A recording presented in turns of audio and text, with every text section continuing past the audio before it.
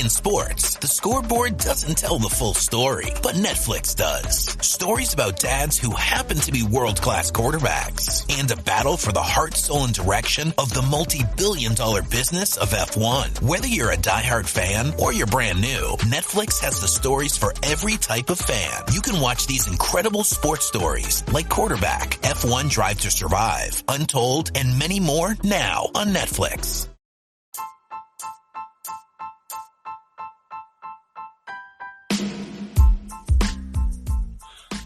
Welcome to the Scarlet Supporters Pembrokeshire podcast.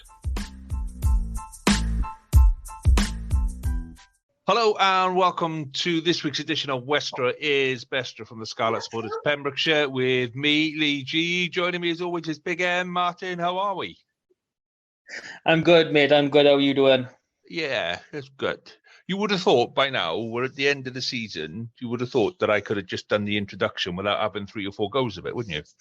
Yeah, you'd think. You know, you are getting on in years, so we do have to give you some, you know. I don't know. I mean, it'll mean nothing to anyone listening because I'd have edited it out, but it's yeah, how I keep getting the introduction wrong at the start is beyond me. But there we go.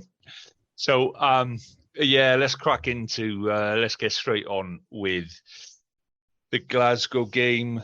The semi-final, the end of the season. What did you make of it all, mate? Missed opportunity is all I can think of. You know, and going back over the last few games, I can't help but feel we peaked around Sharks and Brief time, and then that's when we started coming down a little bit. So, you know, it's not surprising given how the game was officiated, shall we say. But, you know, we still had plenty of opportunities to win that game, and it is heartbreaking.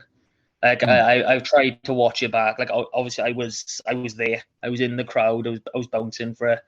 And I've tried so hard to watch it back. But I get to, like, 60 minutes, and I'm like, I can't watch anymore. Because I know what's coming, and it's just... It does break your heart as a fan, and I can't imagine, you know, what the players are feeling because, you know, it is happening to them.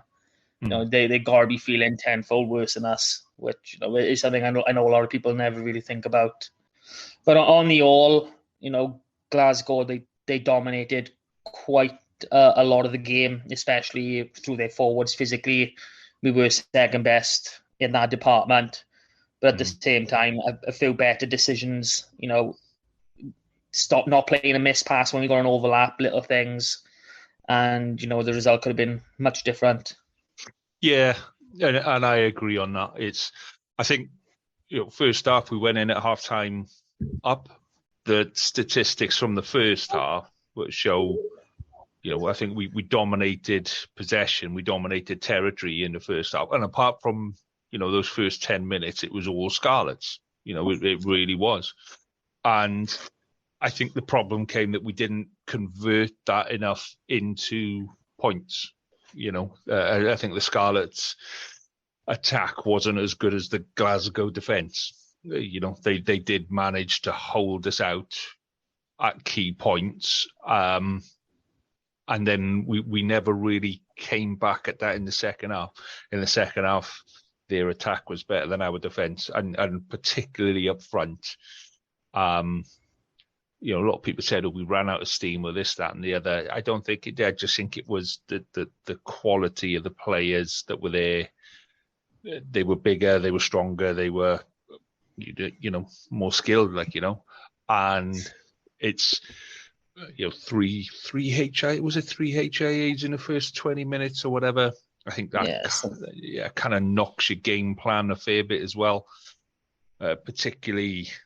Johnny Williams, I think we relied on we with the absence of Callum Mahoney, we needed somebody that was going to give us those 10 yards on every contact. And when you take Johnny Williams out of that, what's his name? The second row, Morgan Jones. Morgan Jones. I thought he was having his best game of the season. I thought he was fantastic, and I thought, well, you know. He's grown as a player, and he's getting more into it. And it's hard when you've got Fafita and Lousi as, the other guys in camp sort of thing. But he really started to show what he's capable of. And then he goes off and you're just like, all right, yeah, we're really, really up against it now. And then Fafita's off in the second. And I don't know what happened to Fafita. It must have just been a really dodgy knock to the ribs or whatever. But yeah, one of those. Yeah, you could see Fafita, like you wouldn't have seen on all the cameras, but you could see him clutching over, holding onto his ribs on the side. He was literally holding out onto the wing for a fair bit, just to try and, not mess up, be that man in the middle who can't tackle properly. But he did carry on. I think he put in another 2 or 3 tackles after that, so fair dues to the boy. But, I don't think, Lousi or Fafita had the usual impact that they do. And I think part of that is down to our line-out, because for whatever reason, we kept throwing to Josh McLeod. And yeah, I get it. We have used him sparingly throughout the year. But to use him as basically 100% ball, I mean, we had everyone around us was dreading every time we went for line-out, because we knew who was going to him. And I think the one time it didn't go to him, we overthrew it. Yeah. So we were very obvious. It was the poor area of the game. I don't understand why we've gone from being, pretty dominant and having a dominant driving line out and being able to mix and match to just nutsing it up more than we get it right. But that's one of those things that, they look at on the video review and they'll go, right, okay, what do we do and how do we do it, all that kind of thing. So obviously the key talking point of that game, aside from players, like you've touched on already, was 10 minutes to go, and we're attacking their line. We're inside their 22. Johnny McNichol's got a 2-on-1. He's running at the inside shoulder of their fullback, and probably Steph Evans was in a mile of space. There was nobody within 10 meters of him. That ball goes to him, and that's a try. What did you make of it in the ground, mate? That knock on. I don't think there was a single person in the ground, Glasgow fans included, that didn't think a penalty try and a yellow card would come in.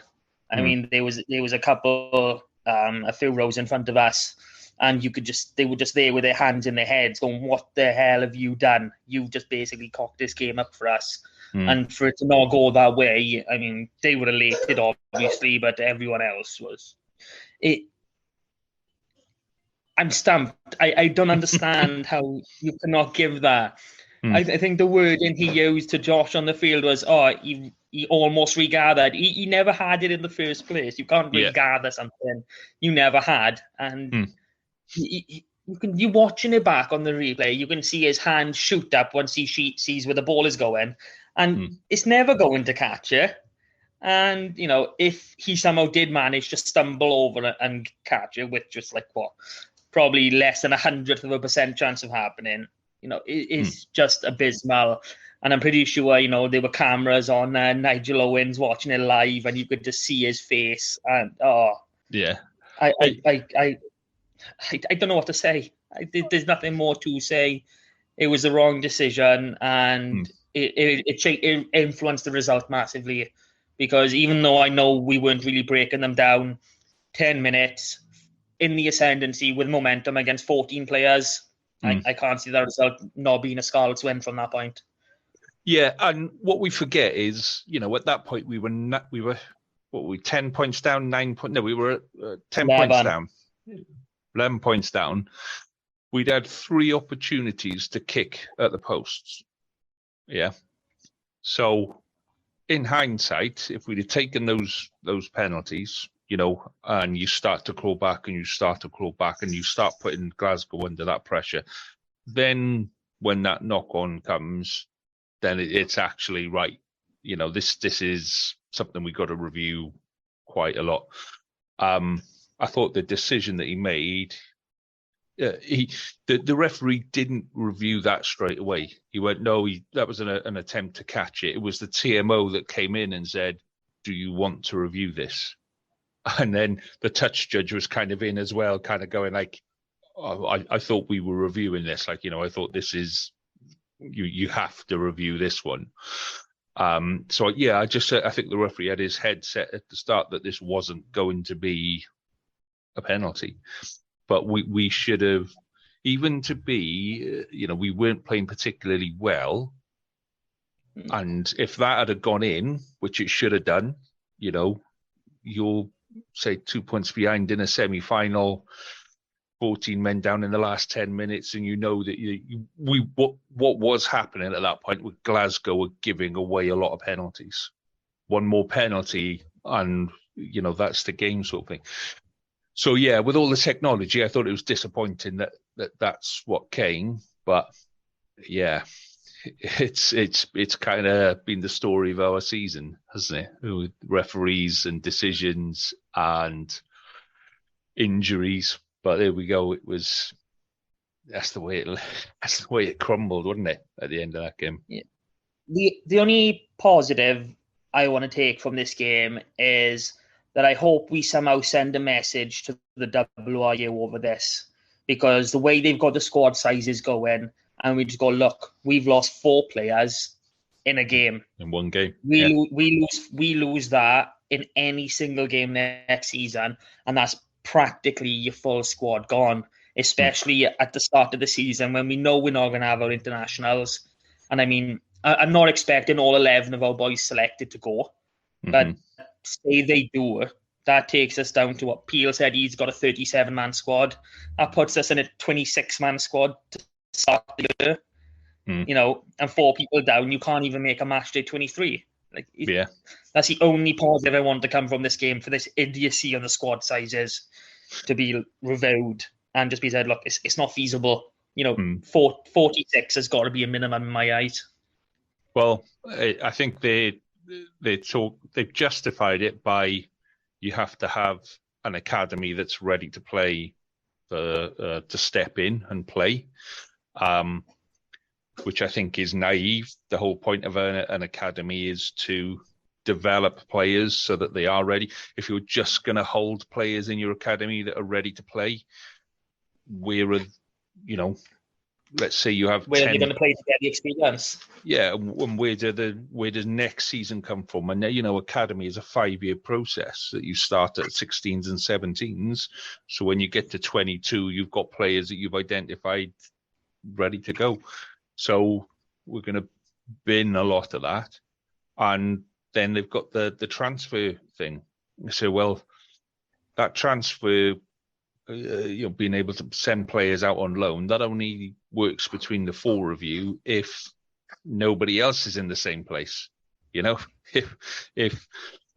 we lose 2 fullbacks, and then, or let's say we lose 2 hookers, let's say we lose 2 hookers, and Ospreys have got 2 hookers in the national squad, and you're down to Cardiff's 3rd place hooker. Well, that's, are you going to want to take the Cardiff 3rd place hooker or the Dragons 3rd place hooker?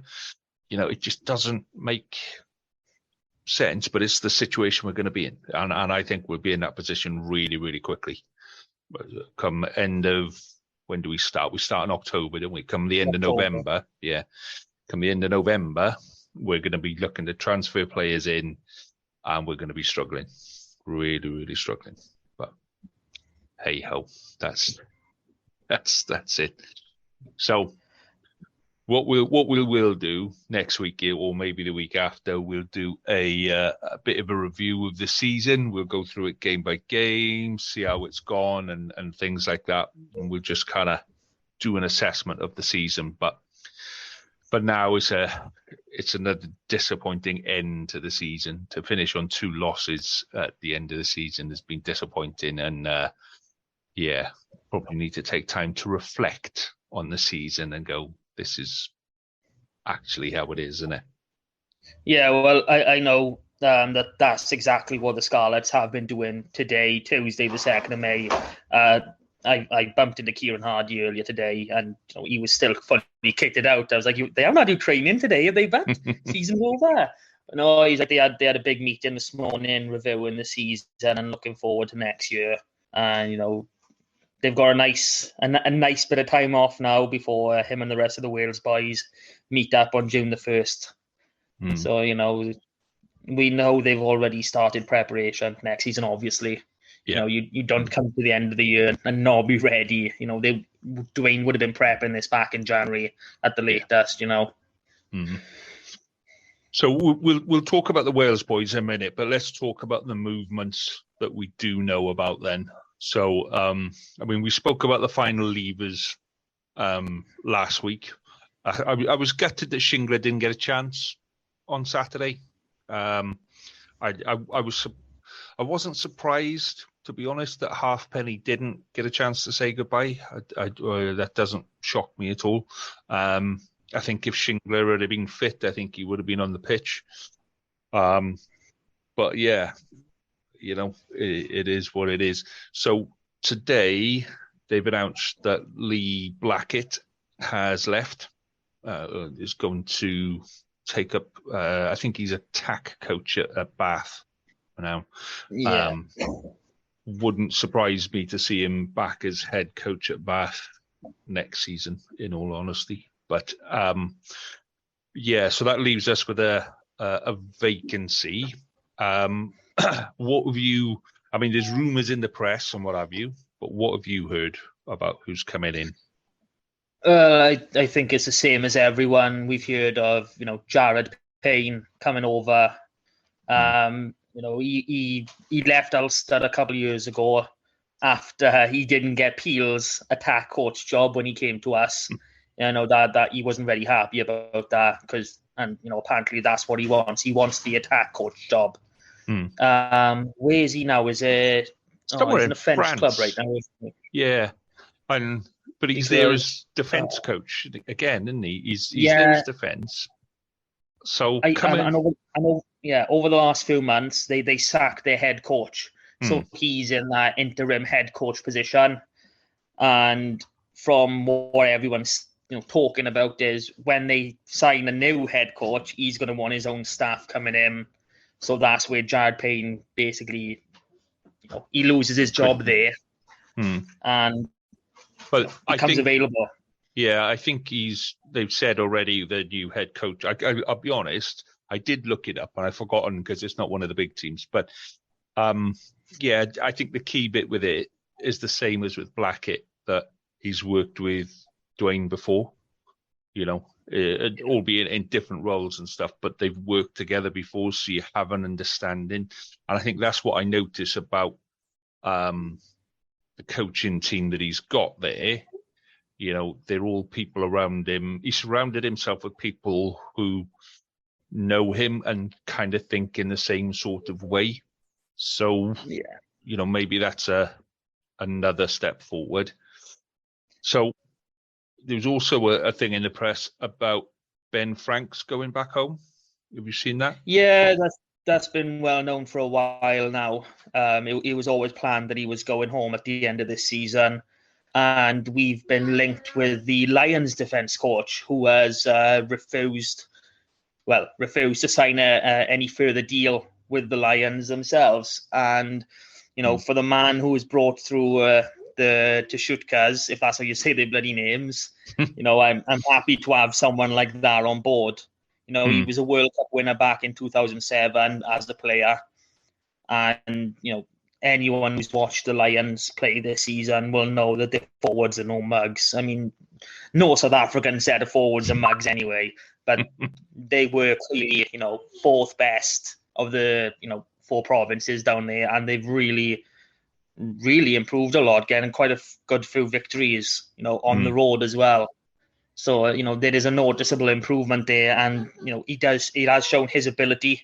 Because, they lose players every single year. They're very much like the Dragons. Their best players leave. But for them to still come out and improve year on year, that shows the quality of the coach to say. So if he does come here, I'd be very happy with that. Yeah. Albert van der Berg is the guy's name. But like you say, I think the Lions have got off-field issues, is what's been reported. join the club. If you're expecting anything different when you come to Wales, mate, you're in for a bit of a shock. But yeah, it is. It's good to have somebody coming in with a bit of a different perspective. And the only bit that I query about him is, having said what I just said about everybody in that coaching group kind of knows Dwayne Peelan, has worked with him before and has that understanding. And this guy, he is just coming in completely from outside. So, do you know what I mean? Yeah.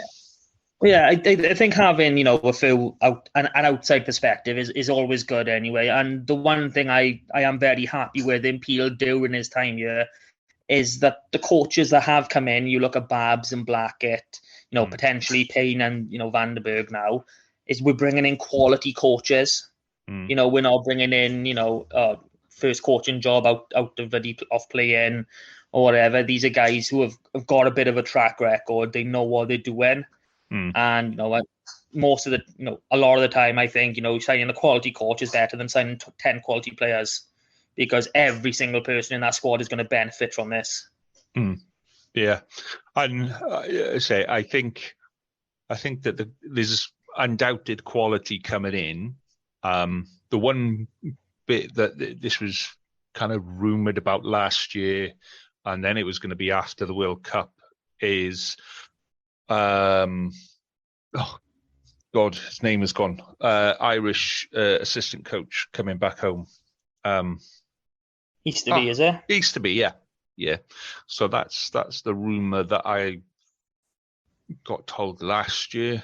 But everything was up in the air until after the World Cup, and then after the World Cup, he wants to. Essentially, his home is in Wales, is in Cardiff, and he travels to Ireland quite a bit, and now might be the opportunity to kind of make that move back this way. But whether he, the only place that's really got a director of rugby vacancy at the minute is the Dragons. So whether he goes there or whether he does come home.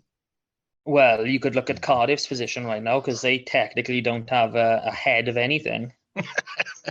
Well, they do. It's just he's suspended and he's not allowed to do anything. It's one of those things that the rumor is that he is coming back home. So it would be nice to see him back in red and, in some form, whether, depending on... But, whether he does come in and give a bit of stability to, the club as a whole and the academy and the development side of it, very much the way that Mike Ruddock did with Ospreys. He came in as a bit of an old head to look at lots of different things, sort of thing. But yeah, it's one of those things that I think over the next couple of months, there'll be lots of movements around, particularly within Welsh rugby and what have you. But I think, because rugby season now doesn't start until October. Last week of October? It's when the quarterfinals kick semi-finals. Off. Semi-finals. It's the weekend of the 20th, I think it is. Yeah, that's quite a long time. There's no massive rush now to make decisions. Do you know what I mean? There is quite a hefty, long period. Pre-season will probably start mid-August, I guess, if we're looking at end of October. So August, September, October, 8 weeks, 10 weeks. That's where you're realistically looking at now. So that gives people plenty of time to talk to players, talk to coaches, make decisions, make sure you're not injured coming into the start of next season. I think is probably more important than anything else. So it's going to be interesting to see where we are. But so it's a question for you that I got asked the other day is, do you see any of our leavers or potential leavers going into coaching roles? So people like Patch and Halfpenny and stuff like that. Well, we already know that a lot of them do a fair bit of coaching with their own teams. Like I know Patchell goes. I can't remember his club, but I know he goes as pretty regular. Halfpenny was coaching with the under-20s when he was injured. So there's quite a lot of boys who've got a fair bit of coaching experience. Like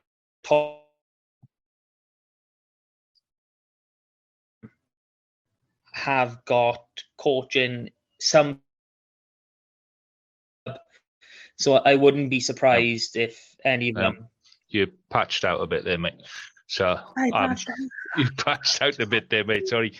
So go back to Halfpenny and Patch coach. They already coach.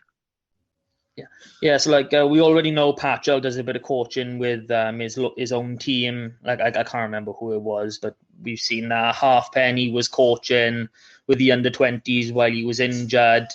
Tom Price has been coaching with our academy this season. The vast majority of the boys have done some form of coaching. So, to see them, moving into, professional roles, maybe not, but, seeing them at the community level, at least, maybe the semi-professional level, totally possible. And I wouldn't be surprised with any of them. So would you be surprised to see any of them moving into Llanelli role? Because it's been a pretty awful season for the Llanelli club, Llanelli RFC. Well, there is no Llanelli anymore, is there? Well, at least not. Well, I think that's it's all put on ice for next season, isn't it? But yeah, and then I don't see how you then decide, we're going to have regular friendly matches if you're not playing every week anyway. But it wouldn't surprise me to see some of them pop up in that kind of scenario anyway. Yeah, a few on a pay-per-play sort of basis. That would, that's, I know the likes of Tom Price, he does live around here. I know his wife is local to the area. So, he's one I would imagine would be in that position. So, it is a hard time for, the town and, the rugby club in Llanelli is, I'm really upset over the decision to pull out, and I think it's going to be, a big mistake because we all know this elite league is coming, and when the announcement does eventually come, they go, you regions get to select who you want to play.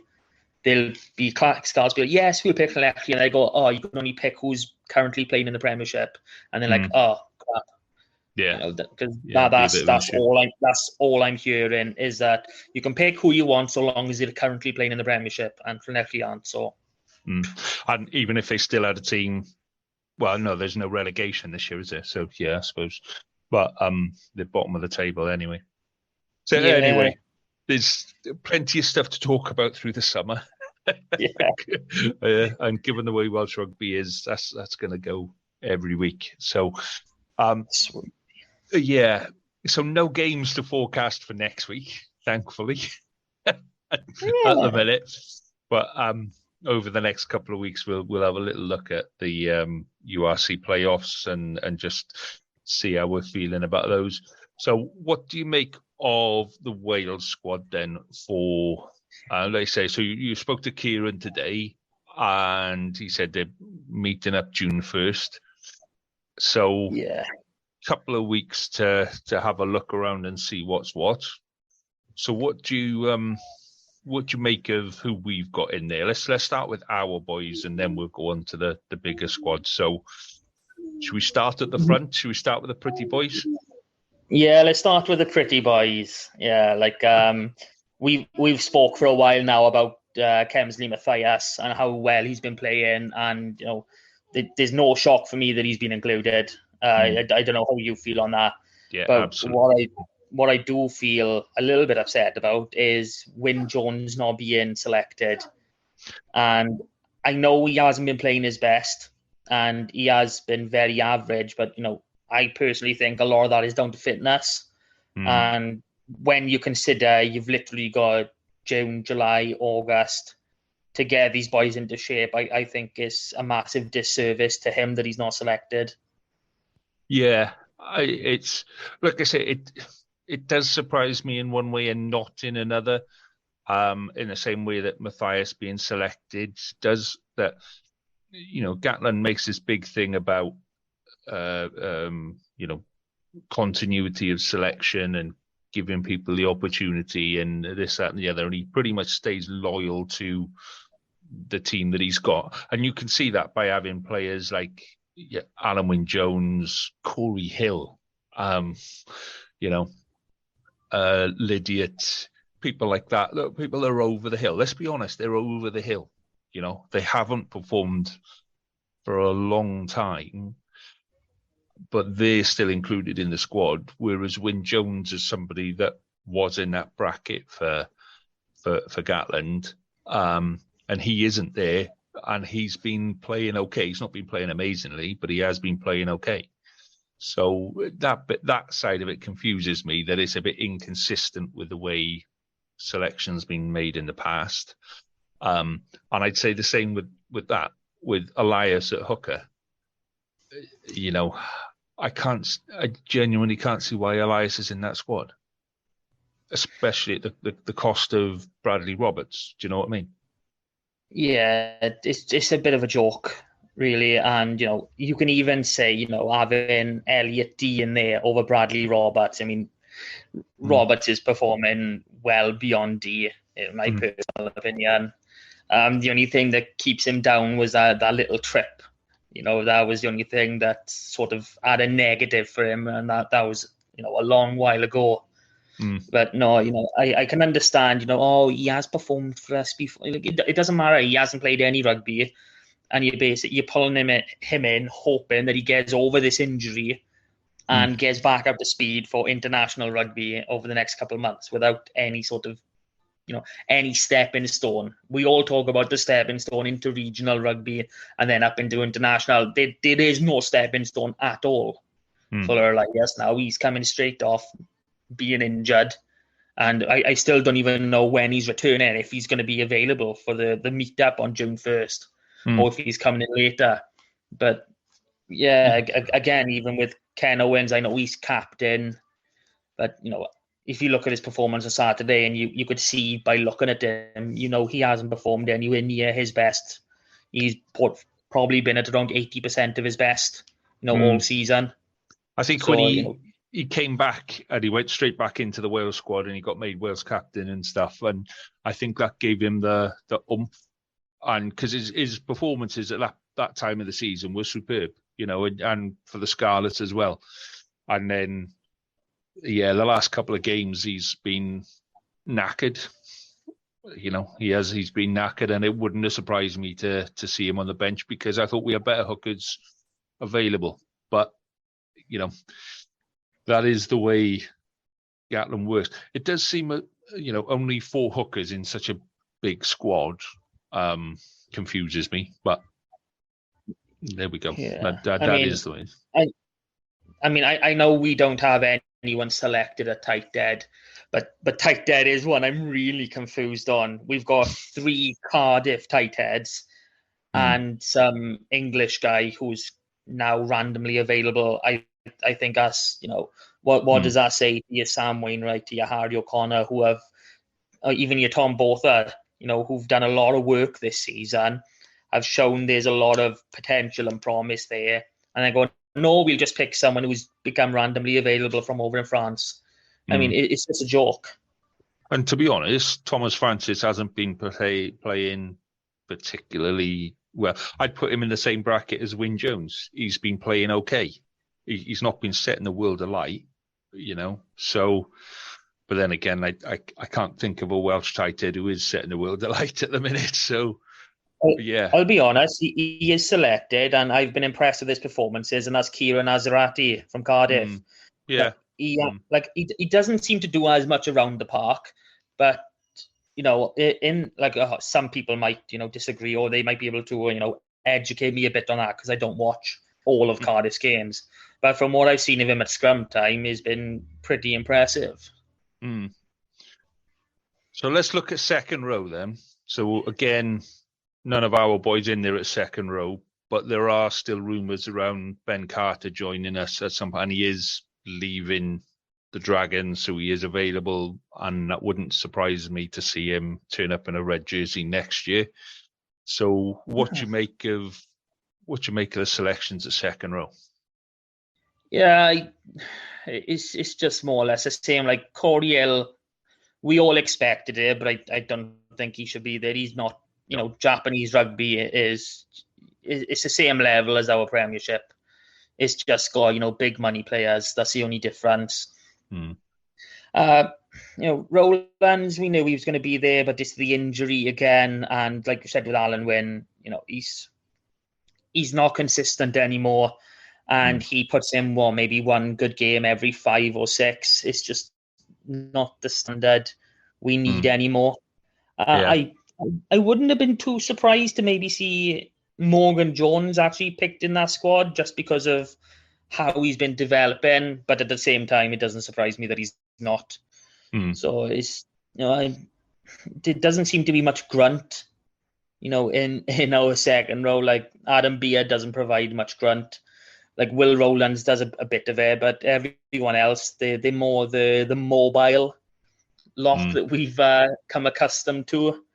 But when you go through them, like, so Beard has played at 6, Rhys Davis has played at 6. I think Carter plays back row, second row. Shunza back row, second row. Hill has played at 6 before. Teddy Williams has played at 8 before. So they're all mobile players, with the exception of Alan Wynne-Jones. So yeah, it's a difficult one to kind of see where that's. Gatlin said he wanted a mobile, agile forwards and what have you, and then he picks Alan Wynne-Jones and Lidget. But it does confuse me a little bit as to why Alan Wynne-Jones is in there. But then, same again, who else do you pick if you take Alan Wynne-Jones out? Who else do you throw in there? And at the minute, I wouldn't say there's a massive amount of players on the conveyor belt putting their hands up and going, pick me, So, yeah, there we go. So, back row. Yeah, we have an interest. I'm happy to see Josh McLeod in there. He's one of them players. He quietly goes about his work. He doesn't get a lot of praise for what he actually does, and he is one of them real hard workers. And his work at the breakdown, it's you can't really put a price on it, just because when it comes to that 0.2 of a second at a breakdown that he slows it down by, that's a massive difference in a game. And I think he had 4 out-and-out turnovers on Saturday, against a really big international back row, and he's pulling 4 turnovers out there. First half, he pulled out 3, and he was just superb. They just couldn't get anywhere near him. And like I say, he's in like a flash, slightest hint of a gap in there, and he was on the ball. He was superb. So, do you put him at 6 or do you put him at 7? I see him as a 6 now, but where do you see him? I don't know. He's a 6.5. Like I use this phrase a lot, but we don't. I don't think there's an out and out 7. A pure 7 in that squad. There's all they're all flankers. They're not open side. They're not blind side. They're flankers. So I'd probably stick him at 7. And if I'm looking along here, I'm liking the fact that Basham's included. I think his carrying ability is brilliant. And then we look, Wainwright's a hard worker, does a lot in the line out. Lydiat, I'm with you on this. I don't understand why he's there. Jack Morgan, that's another one who can come into the mix. Tipperick, I haven't seen Tipperick do anything this season. And then you're on to Falatau, he's all right. We don't have a second choice, number 8, unfortunately. And then Rebel's in there as well.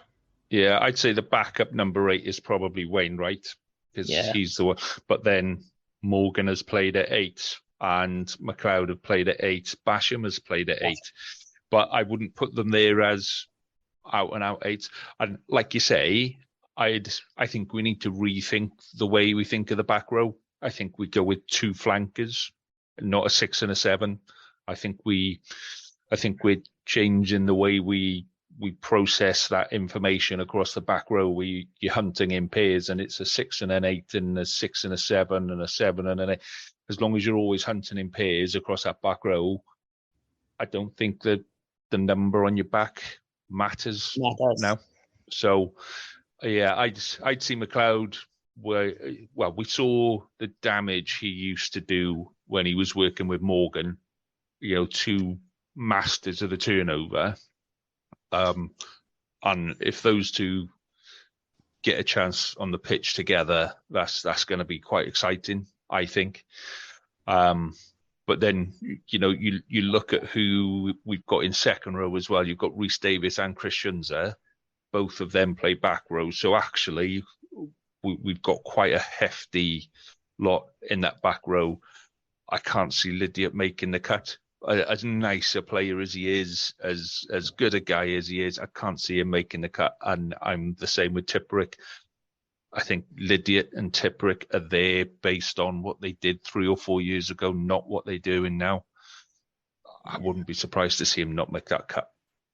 So, but you wouldn't be surprised to see them go to the World Cup either. It's just one of them things. It's especially where Gatland's concerned. Yeah. It always used to be a thing. It's really hard to get in his good books, but it's harder to get out of them. Yeah, which, again, when you go back to Wyn Jones, makes that decision a little bit strange. But there we go. So, scrum halves. This is where we really start getting interesting now. Scrum half. So, Gareth Davis, Kieran Hardy, Rhys Webb, Thomas Williams, and go. Yeah, I mean, it's hard really to pick, your scrum halves, because there isn't a scrum half in Wales who has a particularly strong all-round game. We got the likes of Gareth Davis, who's brilliant in attack and his service, but his kicking can be very poor on times. Mm-hmm. You then got Hardy, who, his kicking can be absolutely superb on point, but his game management goes awry sometimes. And then there's always negatives that come with the scrum halves in Wales. And, at the moment at least, and, Blacker might feel a little bit a bit unjustified not being in there. I know he hasn't played for a little while, but he has been the form 9 in Wales for a good few years. Yeah. And I think Rodri Williams can feel quite upset about being left out of this as well, especially as a training squad. Yeah, well, Rodri Williams, the other Williams from Cardiff, the other scrum half, Cardiff. Lloyd Williams. I was surprised to see him released by Cardiff. I'll be honest, but yeah, I think there's not a massive amount of depth, but like I say, there's enough depth there to kind of challenge. And like I say, I don't see there's none of those 4 players really stamping their foot on the game and going, I'm in charge.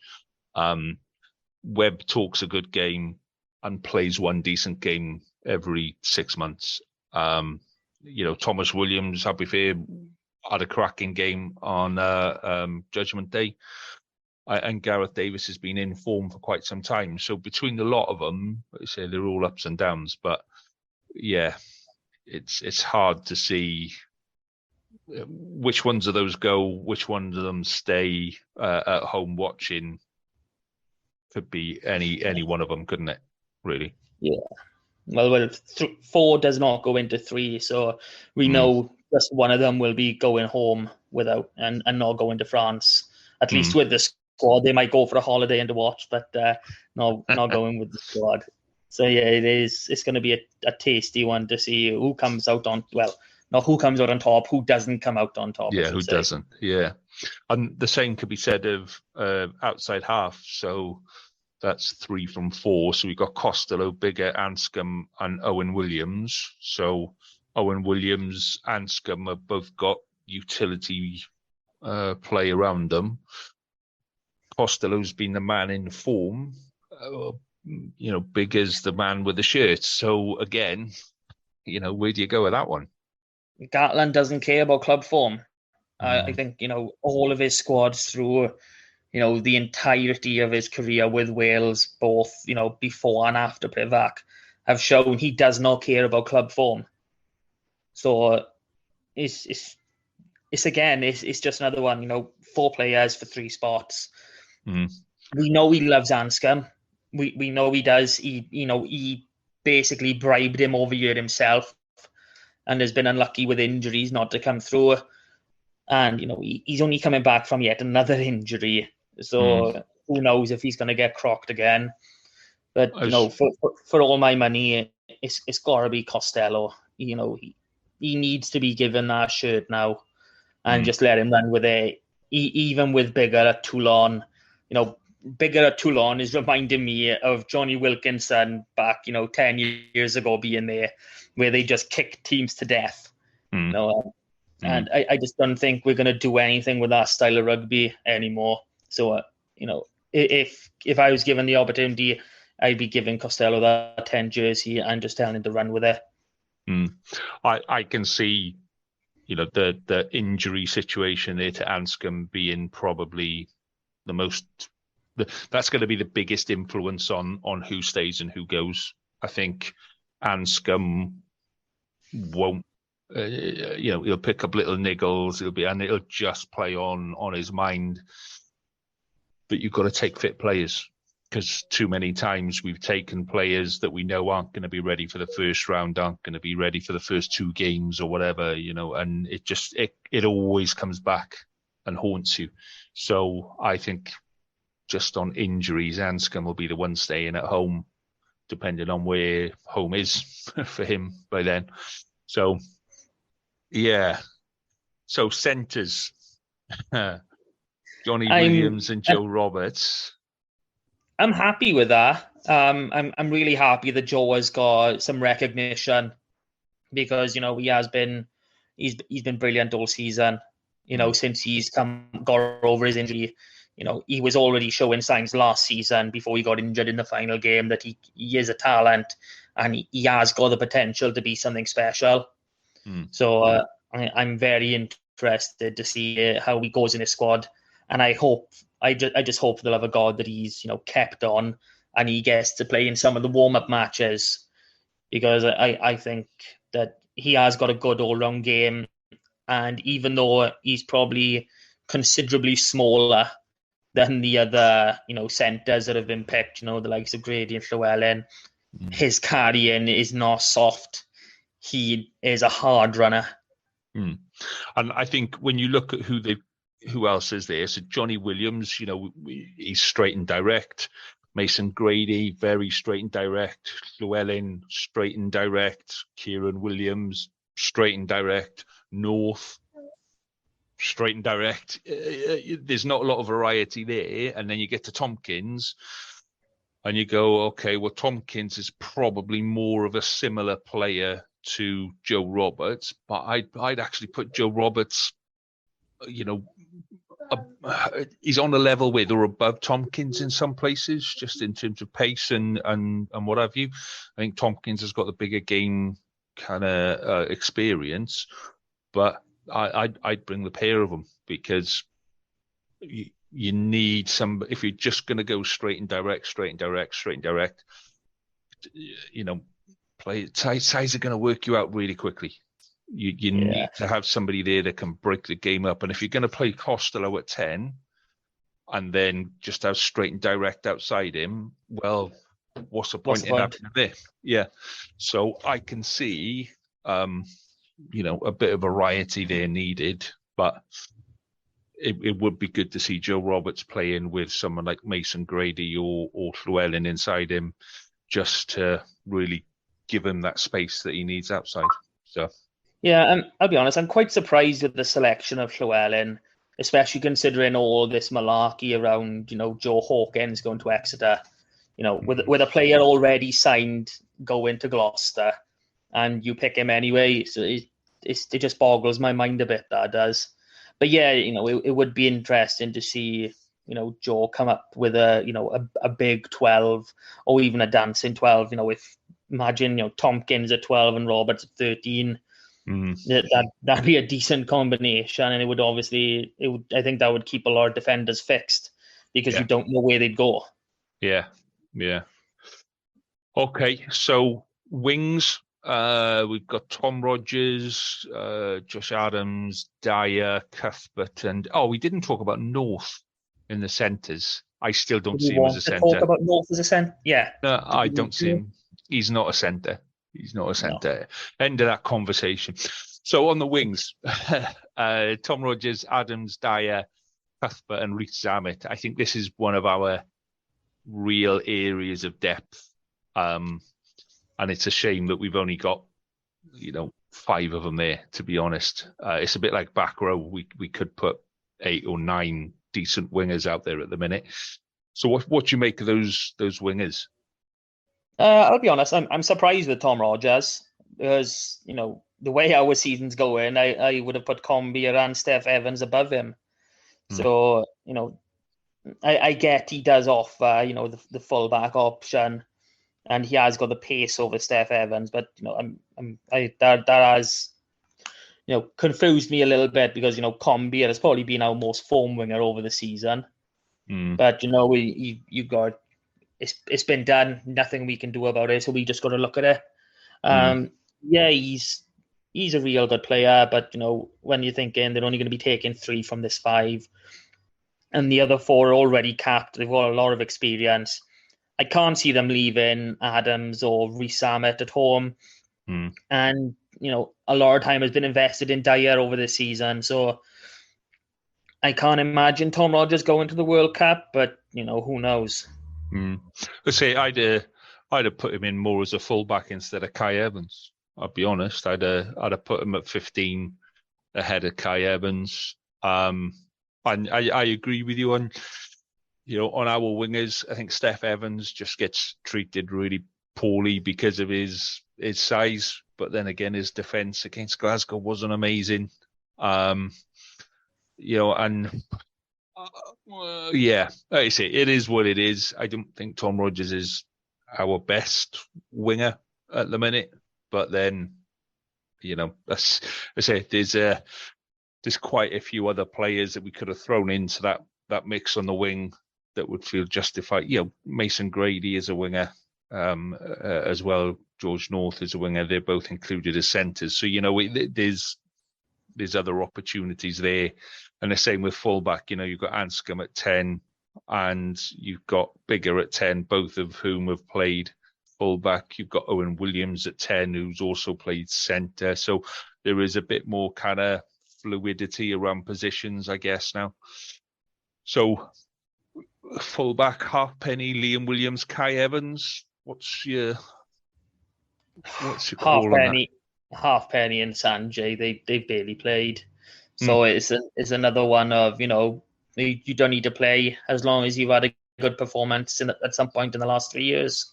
So, it's just surprising. I mean, Halfpenny didn't make, the Scarlet semi-final back 3. And he's fit. He was fit, so there was no reason, other than they were better players. So how does he, go to a Wales squad when he's not starting in for his club team, essentially? And, Liam Williams is the same. He's played less games since he's come back from Saracens, to us and now to Cardiff. He's played less regional games than he has international games, and I think that's a joke. I think we need to. I know we got this 25 cap rule for moving abroad or whatever, but I think we should bring in some sort of minimal regional game. Maybe you have to play 12 games in any rolling 12-month period. Some provisos for injuries or whatever. But the fact is, you shouldn't be playing more for your country than your team. It's just it doesn't stick right with me. And he's another one. Halfpenny constantly injured, Liam Williams constantly injured, and you go in, right? Okay, maybe that is why Tom Rogers is in that squad, because the likelihood is that one of those fullbacks is going to get injured.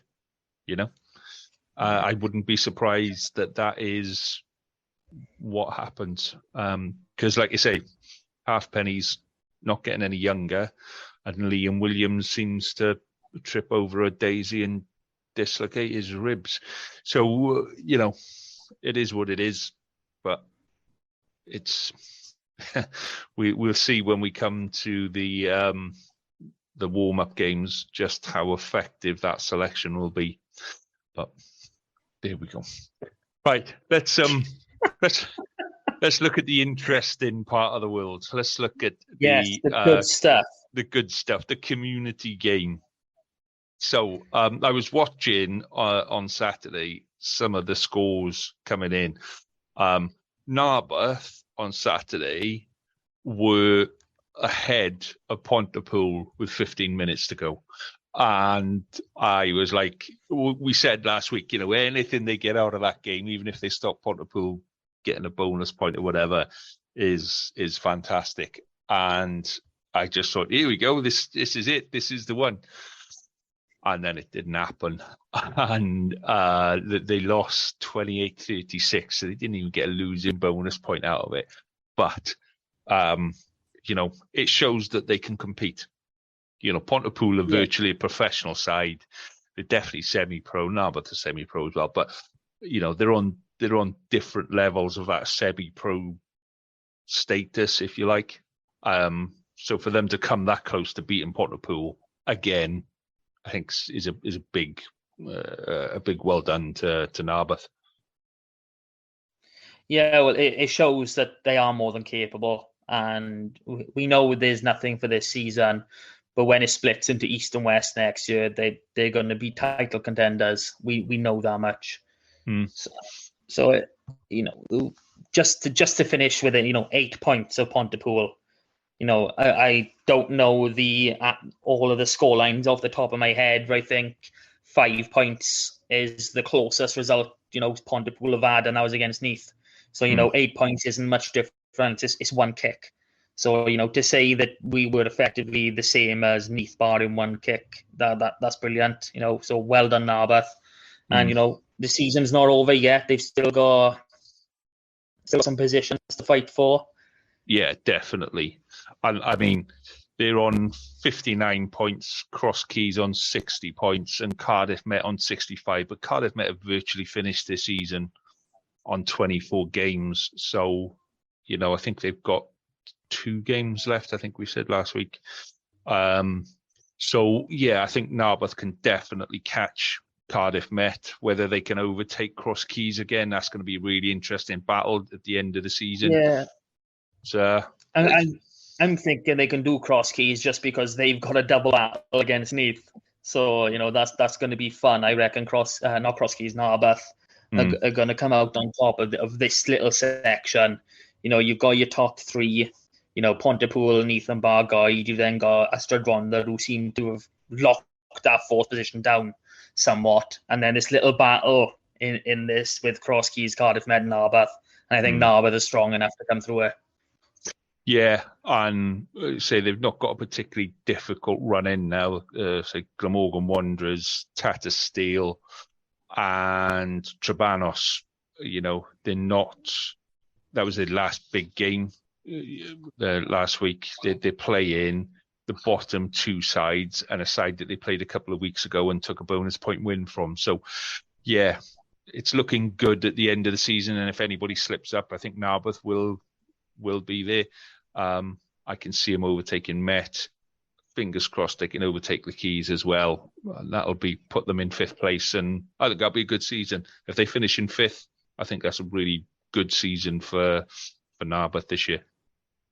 Yeah, especially with how other teams have improved as well. To know that they're still in that mix is brilliant. And, on to this weekend now, they're away to Trebanos. And like you said, one of the bottom teams in the league. So should be a comfortable win for them. Yeah, definitely. If Trebanos field aside, I think this is the key bit now is who's fielding sides and who isn't. I think it was a record number of games recorded as walkovers last weekend. So we shall see. You don't expect it in the championship, but it happens. It does happen. So we shall see. So Division 1 West, where walkovers do seem to be the norm. We've already got one listed for this weekend, where Whitland won't be fielding a side against Aberystwyth. So there's a 20-0 walkover already logged for this weekend. Last weekend there were three games listed as walkovers. Aberystwyth had a walkover against Llanelli Wanderers, Crymych had a walkover against Pencloud, and Newcastle Emlyn had a walkover against Pembroke. So the only Pembrokeshire side that was in actual action last weekend was Whitland, who lost 19-17 at Gorsina. So, yeah, it's getting a joke now. I mean, how are you not fielding teams? You've been fielding a side all throughout the season, and now 4 teams have been deducted points. It's not a place you want to be. It's like this is the main reason. Teams need minis and junior setup. You want to make sure you've got a production line of players that you can call upon. Yeah, they might weaken your side because they're not used to it, but at least you can field a side. And it's what community rugby's all about. Picking that player who's been there since under 7s. It's what you want. It's what you want to see. And I think too many sides have kind of forsaken their juniors, their minis, the youth sides. The amount of youth sides that are just not around anymore. Sides have focused so much on their senior side at the expense of that junior team. And you need development in that junior system. You need coaches, you need players, you need the backroom staff in that junior system. And too many people kind of, when they split it from the senior side of the club, it kind of gets forgotten about. And right, you guys look after yourself, we look after ourselves.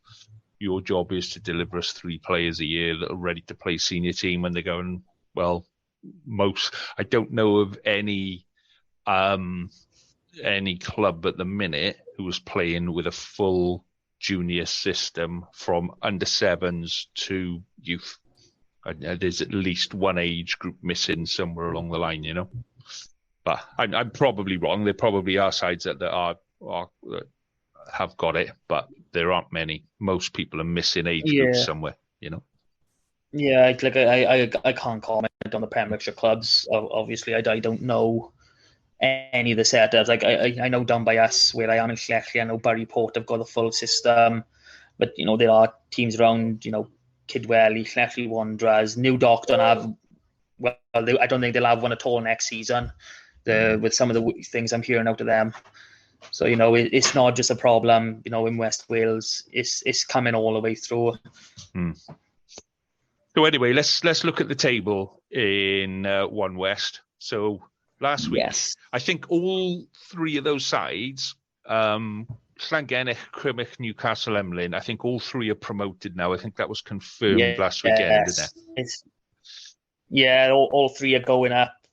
It's just the nitty-gritty of who's finishing where. And I think this is where it gets really interesting, because Llangennech are on top at the minute, but have lost 2 games.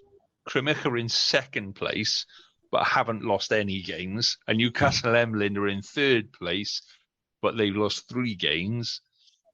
And you're just like, oh, this is just getting quite tasty now. I think the fixtures for this week, it's tomorrow, isn't it? Yeah, tomorrow, 3rd of May, Crymych against Newcastle Emlyn. You couldn't have planned that better for the end of the season. And then the week after, well, not even the week after, this weekend. This Saturday, then you play Llangennech, and you go like, boys, come on, this is the week that decides who wins that league. Essentially, if Crymych get it right this week, they're top of the table comfortably.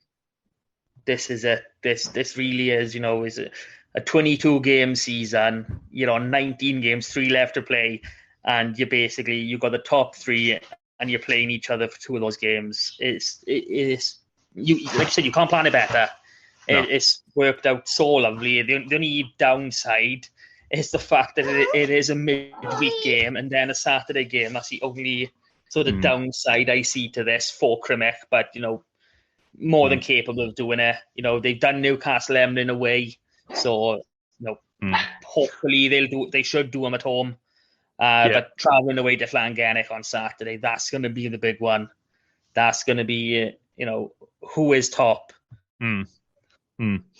So it's literally all coming down to the wire. By this time next week, we should know.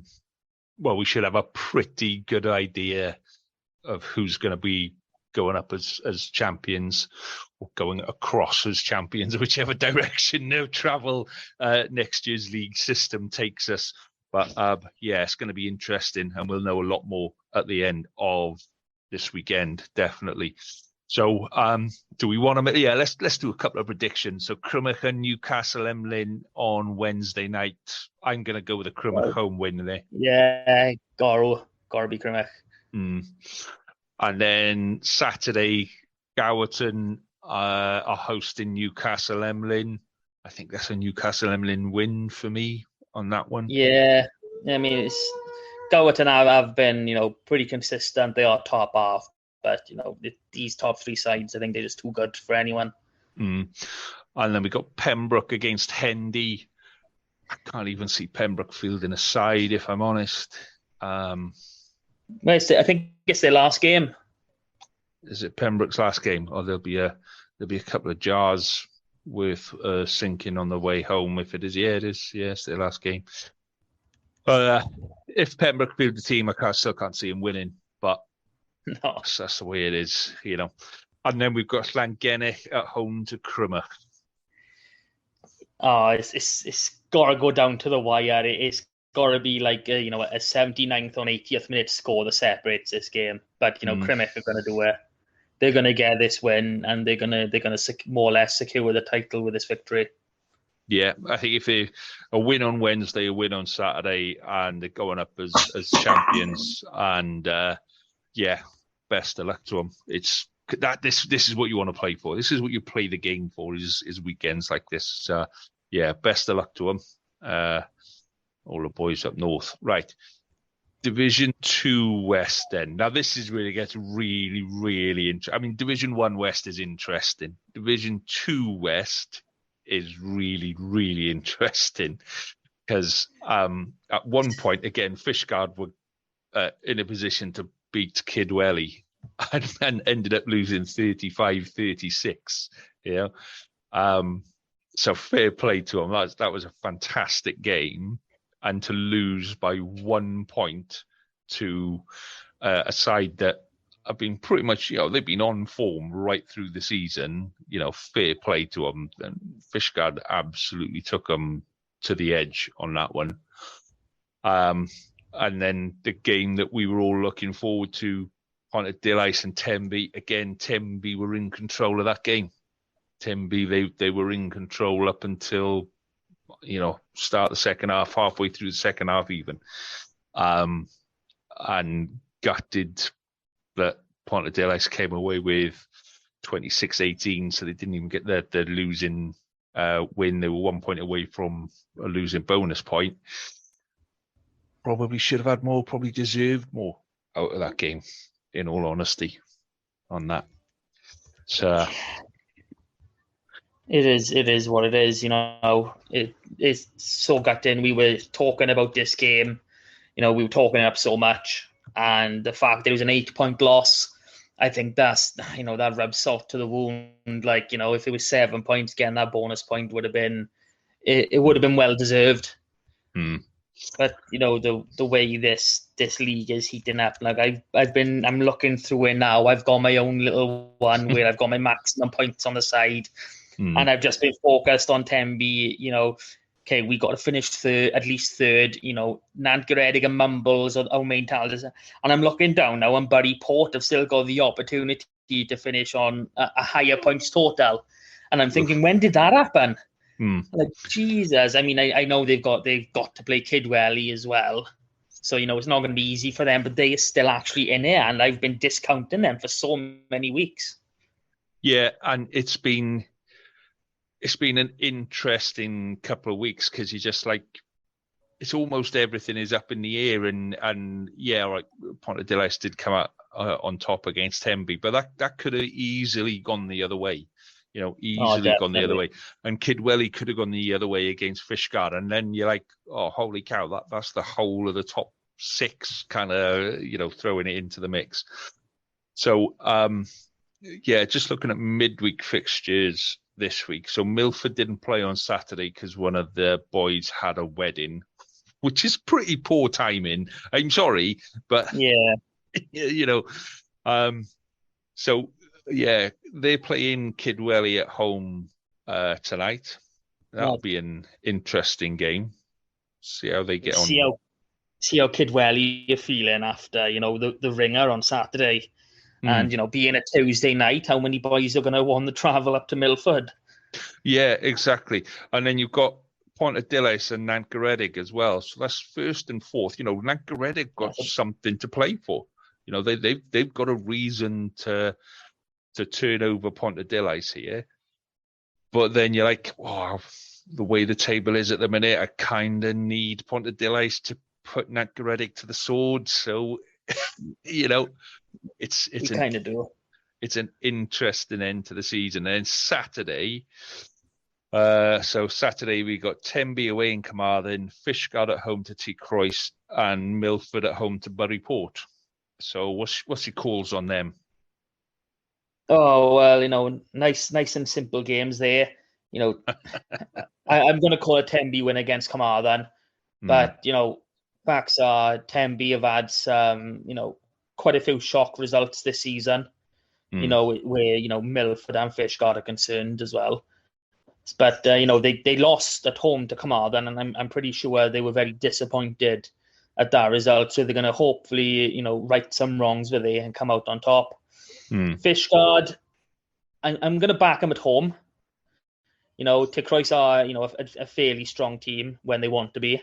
But, that performance against Kidwelly, I think that shows that there's a lot more to give from Fishguard. So, I'm going to back them. And, Milford haven't really been in a position to beat anyone, on a regular basis, unfortunately, this season. So I'm going to have to go for Buryport on that one. And there's also the small matter of Narberth having another big game away to Kidwelly. So, there's so many big games now coming thick and fast. And in the space of a week, Narberth have got first and second away in the space of 4 days, or 5 days, sorry. So, that's massive for their season, and it's massive for Tenby to find out, how many contenders are they really up against. And I think the interesting thing with this table, with this league, is the very last game of the season is Tenby and Narberth.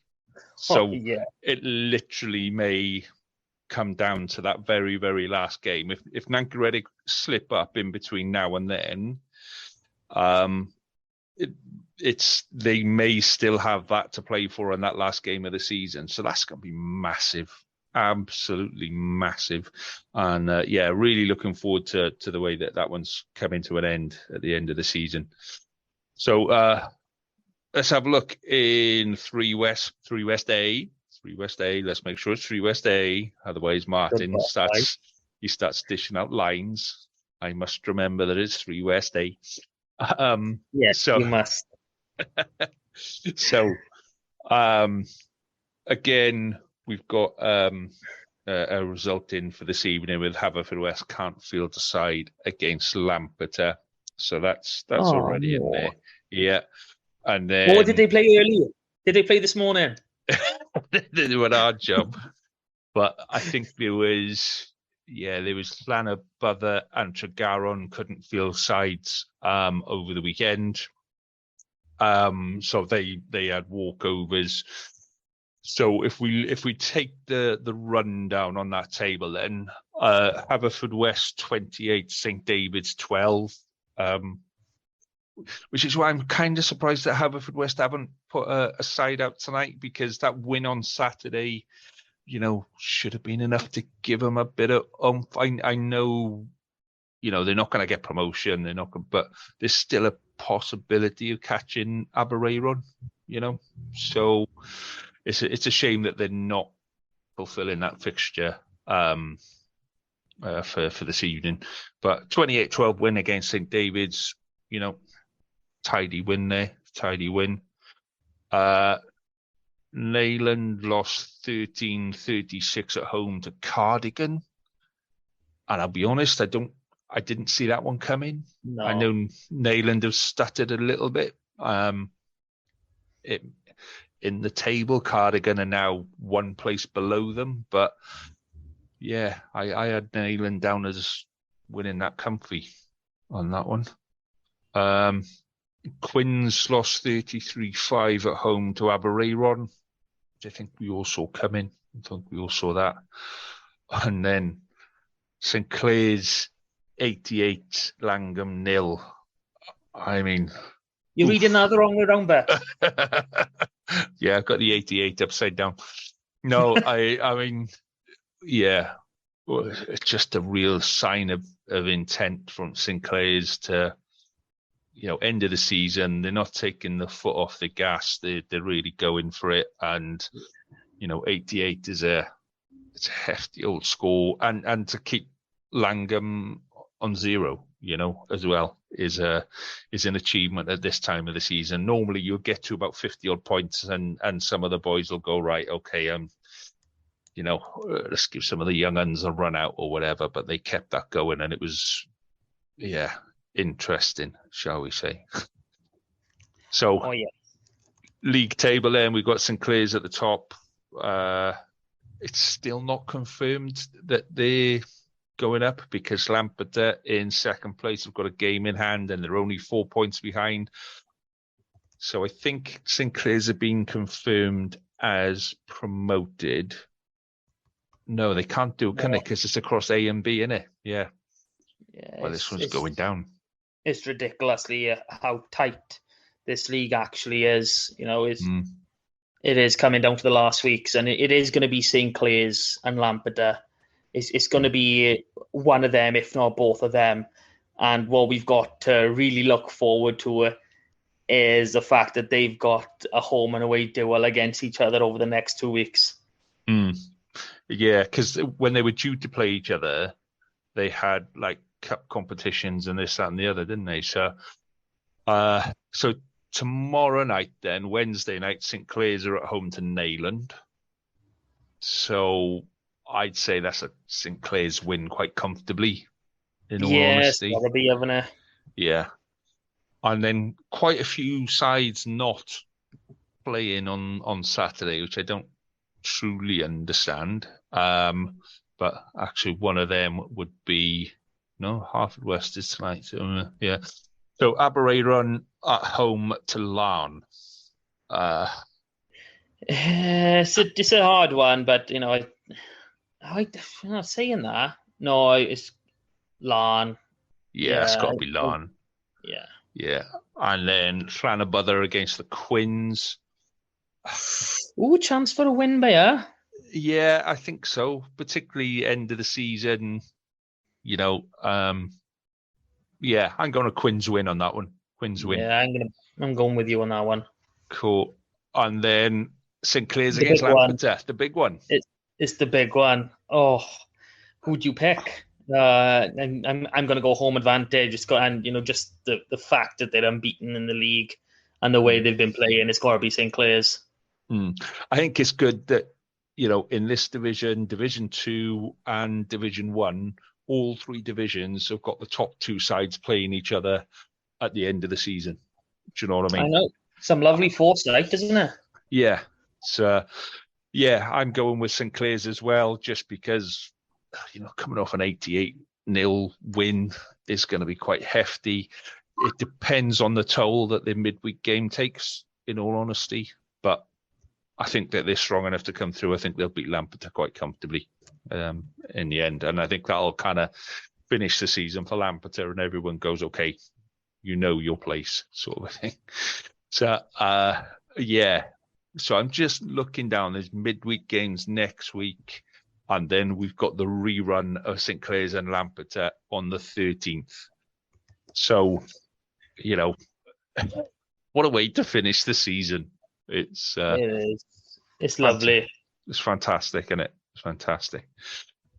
Okay, right. So what I will say as well is the Pembrokeshire Junior Finals Day was held at Crymych on Sunday, and I've seen pretty much all of the results. I haven't collated them, and I haven't gone through and I've gone, these won the cup, these boys won the plate, and all that kind of stuff. So I will go through at some point and work out who won what. But from what I've heard, another fantastic day of rugby. Going up to Crymych is just one of those things that you never know where to wear your shades or your snow boots. It's the most bizarre place on the planet. But yeah, it was a good game, well hosted, and lots of positive feedback from it, from lots of people. So that's coming next week. We'll do a review of the season next week, and we'll talk a load more about the community game next week. And we're also hoping to speak to some people involved in the women's game next week as well. So, yeah. Fingers crossed. Fingers crossed. So it's all getting quite busy, Matt. It's all getting quite busy, mate.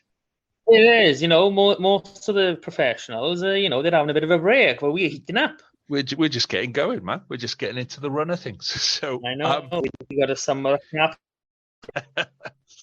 So yeah, plenty to look forward to next week. Plenty of stuff still in the pot, and yeah, I guess we'll catch up. We'll do it all again next week, mate. Brilliant stuff. Cool. And no disappointment of Scarlets next week, so that's even better. yeah, we can skip all of that bit next week and go straight into the good bits. Matt, I shall catch you again next week, mate. All the best. And you, mate. Robert. All right, try, mate.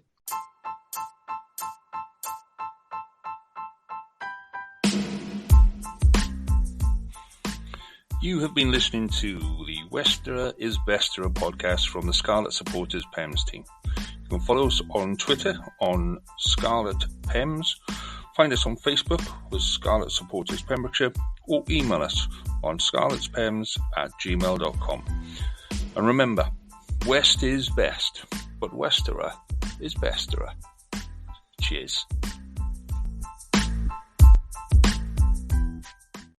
Sports Social Podcast Network.